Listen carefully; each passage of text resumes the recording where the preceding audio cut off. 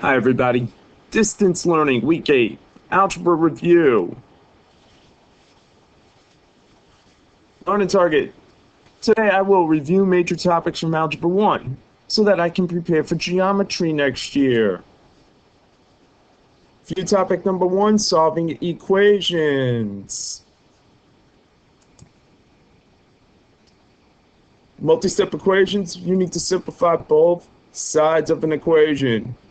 So when you see parentheses, distribute the coefficient to get rid of the parentheses, like we have here, and similarly over here. Combine any like terms, which we have here, and after some distribution, you will have it there too. So your goal is you want a binomial on one side of the equation equals either a value or it could even be another binomial, but we'll talk about those different types of equations momentarily. Right now, we're going to first start with two-step equation after we simplify the multi-step equation. So first example, multiplying 4 times negative 3x plus 2, and the whole overall result is 32. So when we multiply 4 times negative 3x, it's negative 12x. 4 times positive 2, positive 8. So negative 12x plus 8, the total is 32. And then what we will do, we will subtract 8 from both sides. So negative 12x plus 8. Now we're going to subtract 8. And 32 minus 8 gives us a result of negative 12x is equal to positive 24. And then we will divide both sides by negative 12. And our overall result is a positive x equals negative 2. And for the second example, the 6, we will leave alone. We need to get rid of the parentheses first. So negative 3 times 5x, negative 15x. Negative 3 times negative 6 is negative 18. Actually, my fault. Negative 3 times negative 6 is positive 18. Moral of the story, always check your work and double check your work. Now here, we will combine our negative 7x and our negative 15x with a positive 7x. So 7x minus 15x is negative 8x. And our result for now is 6 equals negative 8x plus 18. Again, always check your steps and watch your signs.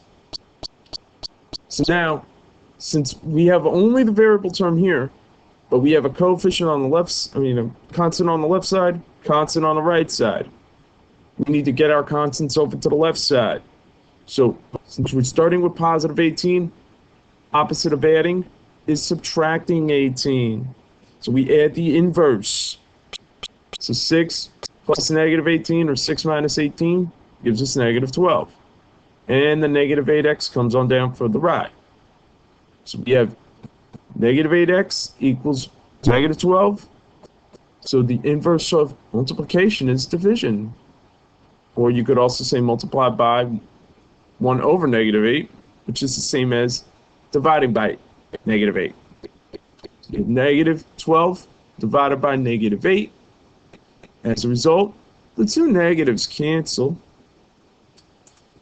And you're left with positive 3 over 2, which equals final x, because the 8's will cancel each other out. In this case, the negative 8's. But since they were both negatives, they both become positive as well. So our final result is 3/2 equals x. Again, you can have fractions for answers.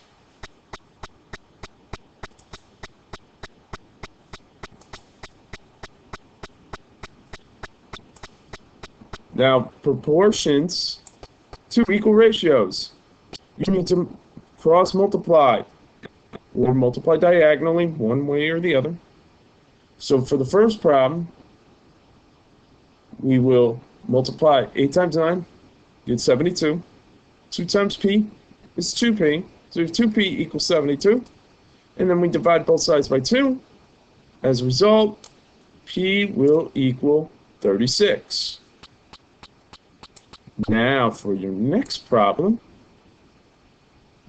multiply 4 times 3. That's how we get 12. 2 times x plus 3. Put parentheses around x plus 3. As a result, 2x plus 6 equals 12. Now, you have your binomial, so we need to subtract 6 from both sides of the equal sign. 12 minus 6 is 6. 2x for now just comes on down for the ride. And our last step, divide 2x by 2 and 6 divided by 2.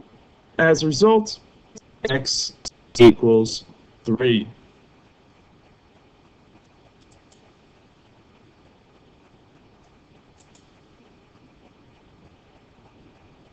Okay, now we're going to simplify both sides to a binomial, and then we will get variable terms on one side of the equal sign and constants on the other side of the equal sign. So for this problem, you had 3x minus 8 equals 10 plus 5x. So first step, we're going to find the smaller coefficient. So in this case, it's positive 3x. We're going to subtract 3x from the left side and also the right side. Remember, equation is like a scale. Whatever you do to one side, you must do the same thing to the other side. The goal is to keep everything balanced. So for this example, if we subtract 3x on the left side, it's only fair to subtract 3x on the right side. So now we have negative 8 equals 10 plus 2x. We have our binomial here, but we only have our constant term. So that results in us subtracting 10 from both the left and the right side of our equal sign. So the 10s will knock each other out. Negative 8 minus 10, or negative 8 plus negative 10 equals negative 18. Since, again, you're combining two negatives, but you still have to keep your negative sign.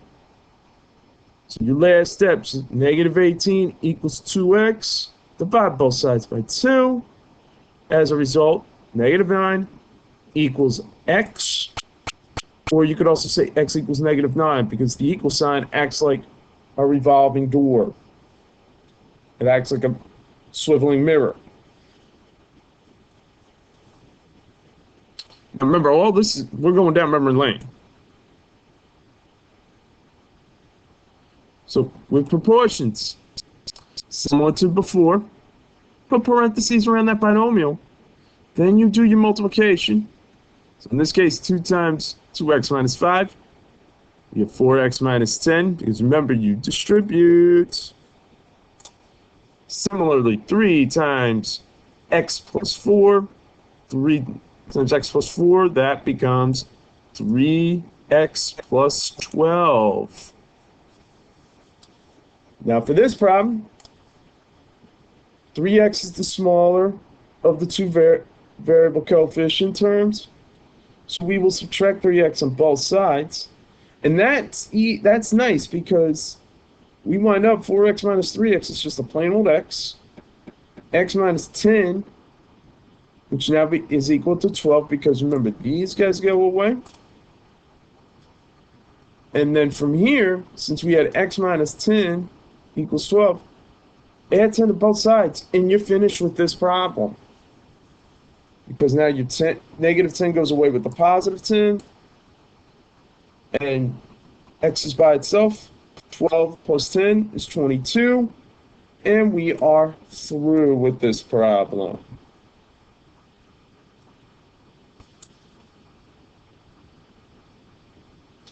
Now for the next couple problems. Step 1, distribute. 2 times 5x, 2 times negative 1, we get 10x minus 2. And over here, you will combine like terms on this side of the equal sign. So we started with a 9x plus 6 minus x. And then from here, you combine your two x terms. So 9x minus x gives us 8x. Positive 6 comes down. And then your next step from there, your next step now, you will subtract 8x on both sides because 8x is the smaller variable coefficient term. And since 10x is larger, I'm going to leave that alone. So after we subtract 8x on both sides, 10x minus 8x is 2x. Minus 2 just comes on down for now, and the plus 6 comes on down for now. So 2x minus 2 equals 6. Here's our binomial. Now we're in a two-step equation. Add 2 to both sides. 6 plus 2, 8. 2x just comes on down for the ride. So 2x equals 8. And then your last step, 2x divided by 2. 8 divided by 2. Result, x is 4. Problem B, do your diagonal or cross multiplication. 4 times x minus 6. Again, put that parentheses around that x minus 6. Similarly, 5 times 2x minus 3. Again, put parentheses around 2x minus 3. Then you do your distribution. 4 times x, 4x. 4 times negative 6, negative 24, equals 5 times 2x, which is 10x. 5 times negative 3 is negative 15. So now we have a binomial equal to another binomial. Similar to before, look at your smaller coefficient variable terms. So is it 10x or 4x? The answer is 4x. So now we need to subtract 4x from both sides.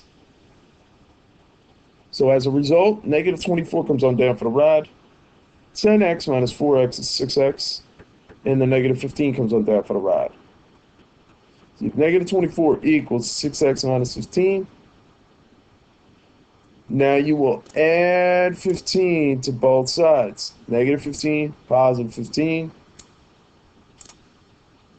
So you have negative 24 plus 15. So since signs are opposite, we're really subtracting. But we have to take the sign of the larger number. So 24 is your quote larger number, but it's negative. So we still wind up with a negative 9 as a result. So negative 9 equals 6x. In the end now, since we're multiplying 6 times x, the inverse of multiplication, division. So we divide both sides by 6. The 6's go away. You're left with x. And then negative 9 divided by 6 simplifies as negative 3 over 2.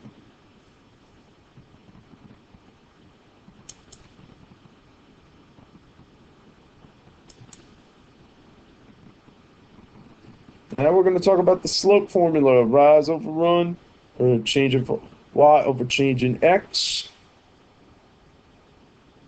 So you subtract the y values in the numerator. You can go in order. And then subtract the x values in the denominator. Now, one thing's for certain, you need to watch your negative signs. Especially when the second, anytime you have negatives in the second pair of coordinates. So subtracting y values in the numerator, subtracting x values in the denominator. Again, watch when your second value is originally negative.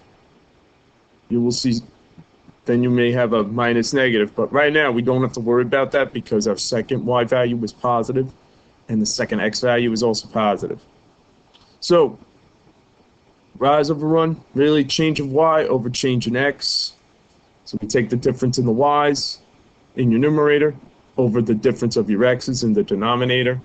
So for the first part where it says rise y minus y, in this case the first y is 5, second y is 7, 5 minus 7, negative 2, and then negative 4 minus 8, that's your x's, negative 12, but since we had two negatives, they both become positive, Because originally we had a negative 2 over negative 12. Two negatives cross out, you get a positive. And then 2 divided by 2 becomes 1. 12 divided by 2 becomes 6. And there's our slope. Positive 1 over positive 6. Or just 1 over 6.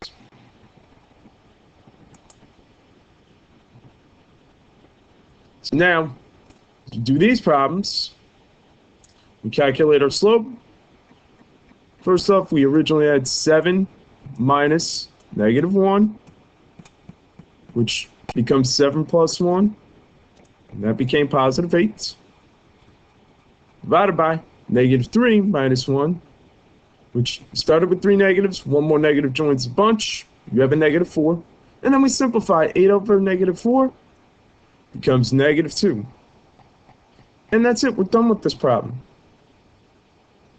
Slope for problem B, y, 4 minus 4, which is 0. And then over the x's, negative 3 minus 0 is negative 3. With 0 divided by any number, just becomes 0. For part C, your y's, 5 minus 1, these are your y's. 5 minus 1 is 4. Negative 6 minus 3. And you started with 6 negatives. 3 more negatives join the bunch. You have 9 total negatives. So 4 divided by negative 9 is the same as negative 4 over 9. That's your slope for C. And then for D, 7 minus negative 2. Remember, the 2 negatives become a positive. So we really have 7 plus 2, which is plus 9. And then 5 minus 5 is 0. But it turns out, anytime you have a number over 0, or if 0 is in the denominator, you have an undefined slope. And what you could do for these problems, any types of problems, you could always graph, and you could see, for instance, 5, 7 is up here, 5, negative 2 would be down here, and we would have a vertical line. So we're just guesstimating more or less. So there's your x, y. We'll say this is 7 up here. There's 5 for x. Negative 2 is down here. That's your other y value. And notice how your points are connected by a vertical line. And you could have done the same thing with all the others. As for B, you would have had a horizontal line. So this is your y-axis, x-axis, and then you have your line. This is at y equals 4. One of your points is right on the y-axis. The other one would be over here. And in the end, you would have a horizontal line connecting these 2 points.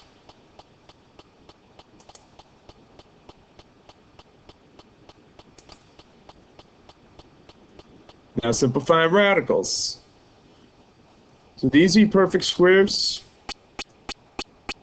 So we listed basically the first 20. Definitely should know at least the first 12. 20 would be ideal.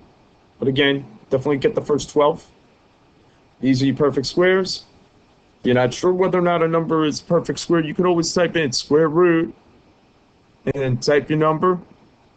And then if you get an integer, then the number in the radical sign is a perfect square.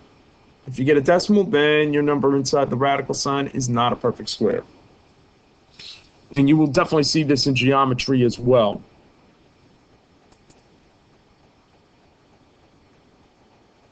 So simplifying radical signs, there's the birthday cake factoring method where you set up your cake. So radical 96, 96 is in the bottom. And then start dividing by 2s or 3s or your lowest prime number. So in this case, 96 is divisible by 2. 48, divisible by 2, 24, divisible by 2, 12, divisible by 2, 6, divisible by 2, 3, and then 3 is only divisible by 3. You get 1. Remember, 1's like your birthday candle on top of the cake. And then circle your pairs of the same factors. So in this case, pair of 2's, that becomes 2 squared. Another pair of 2's, another 2 squared. And then these two values right here, 2 times 3, whichever is not circled, these guys get their own radical sign. But keep it as 2 times 3, which becomes 6. So square root of 6 you will leave alone. But remember, square root of 2 squared is only 2. But you have to do it again. Square root of 2 squared is also 2. And last but not least, multiply 2 times 2, you get 4. And then you bring down square root of 6. 4 times square root of 6 is your final result. So square root of 96 becomes 4 times square root of 6.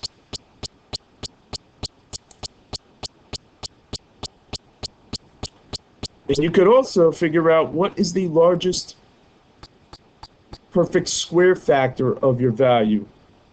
And so in this case, we see 96. 2 factors are 16 and 6. And 16 is a perfect square. Square root of 16 is 4. And then square root of 6 you leave alone. So this is another way you could simplify square roots. So we're going to show you 2 quick ways. So the quick way, 192 is 3 times 64, or 64 times 3. You could split it up as such. And then from there, square root of 64 is 8. Square root of 3, you just leave alone. So it's 8 times square root of 3. And you're done. If you did the birthday cake method, that's fine too. So 192 divisible by 2, 96, 96 divisible by 2, 48, 48 divisible by 2, 24, so on, divisible by 2, 12, 12 divisible by 2, 6, again, divisible by 2, 3, and then 3 is divisible only by 3, you get 1, there's your birthday cake. So then this 3 is in its own radical. But then all the other ones, 2 squared, 2 squared, 2 squared get their own separate radicals, but then the square root of 2 squared is just 2. So it will happen 3 cases, 2 times 2 times 2, which is a product. That gives you a total of 8. 2 times 2 times 2 is 8. Then the square root of 3, just bring on down for the ride. You're done. Here, for the other factor, square root of 250. See, I have a 25, so 25 times 10 gives me 250, and you then can say, oh, 25 is a perfect square. Square root is 5. And then the square root of 10, leave alone, you're done. Can also do it the birthday cake method. 250 divisible by 2, 125. And 125 is only divisible by 5. As a result, you get 25. 25 divided by 5, 5. 5 divided by 5. And from here, 5 times 5 is 5 squared. So it gets its own radical sign. Square root of 10, leave it alone. And then 5 squared is 5. Square root of 10, leave alone. Again, same answer. Done.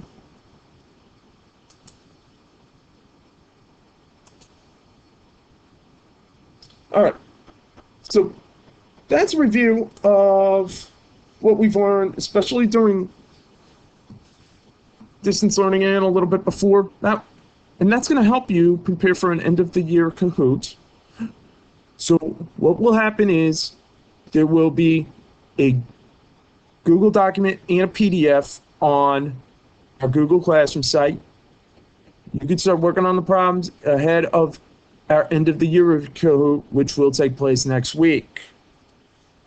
So today we just did a review.